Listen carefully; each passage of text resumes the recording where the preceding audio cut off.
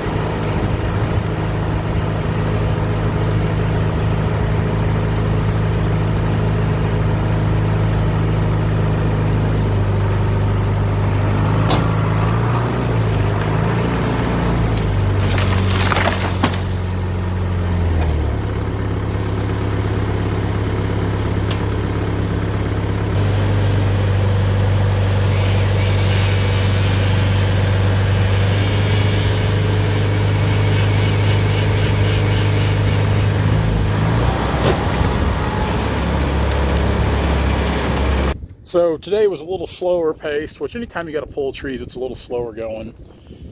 It's definitely not a race. It's because generally when you're pulling trees, you're trying to use extreme caution and a little precision to not tear anything up. And in today's case, it was a fence, and this north wind did not help things at all. But we managed to get everything down without any problems. So I'm going to get all these bucked up, and I'm going to go to the pile from Monday and Tuesday and get those bucked. And I'm going to take the Ranger over there, because I'm going to drive the Ranger on up to the 333. I'll park the Ranger, then I'll bring the 333. I'll sort logs over here at this other pile first. Then we'll come in here and sort. So it'll probably be right about dark by the time we get out of here again today. And while we're on the subject, we're about to do a little blasphemy. This is probably against the law in some states. Here I've got some Husqvarna X-Cut chain, and I'm about to put it on this steel saw. Down the road we go. Well, this is a pretty good sized pile of logs here. You see they go way up there past the skidder. I'm gonna say good size. I think my guesstimate, just by counting trees and averaging trees, I'm gonna say there's right about 11,250 board feet here in this pile. Like I said, not too bad for a day and a half, me and Dad.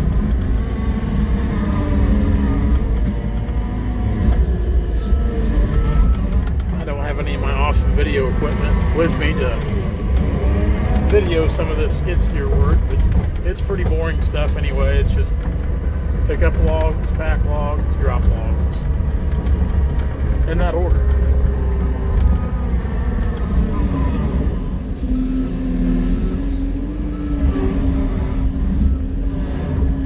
I like to lay these things out to where they look good.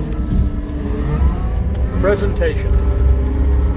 All about presentation, keeping your logs clean, going the extra mile with your logs. When I get done with this, we'll make a pass through here with a skidder, do some final cleanup. The view from above here. I'm always standing on something, aren't I? This is part of this week's layout. Except we're missing probably 2,000-ish feet over on where we started the other day.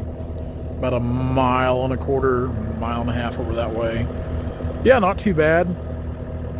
I'll try to do a walk around tomorrow for tomorrow's video to kind of show you what some of the logs. Now, this set of logs here, Dad and I were talking about them today. Oddly enough, now there's still some worm in these logs, but it doesn't look like there's a bunch of worm in them.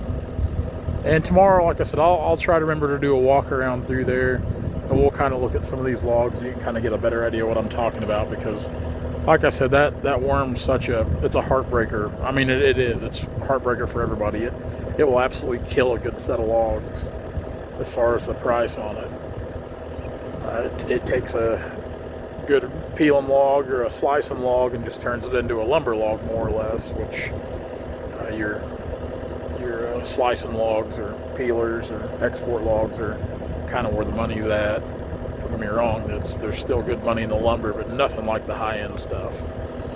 Yeah, that's for, like I said, 1.5 days what it took me and Dad to get this out. I've got 2 over here. I have not got them bucked up. I guess I got in too big a hurry and missed them. Get them tomorrow.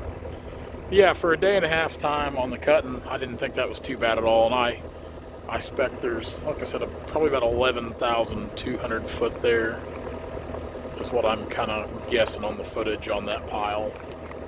So we'll know more as the day goes on tomorrow. Anyway, guys, as always, I cannot begin to thank you enough for following along and watching our YouTube channel. It does mean the world. I know you probably get tired of me saying that, but it's the truth. So many great people I talk to that comment on the videos every day, and I'm the world's worst about getting back to replying to some of those comments.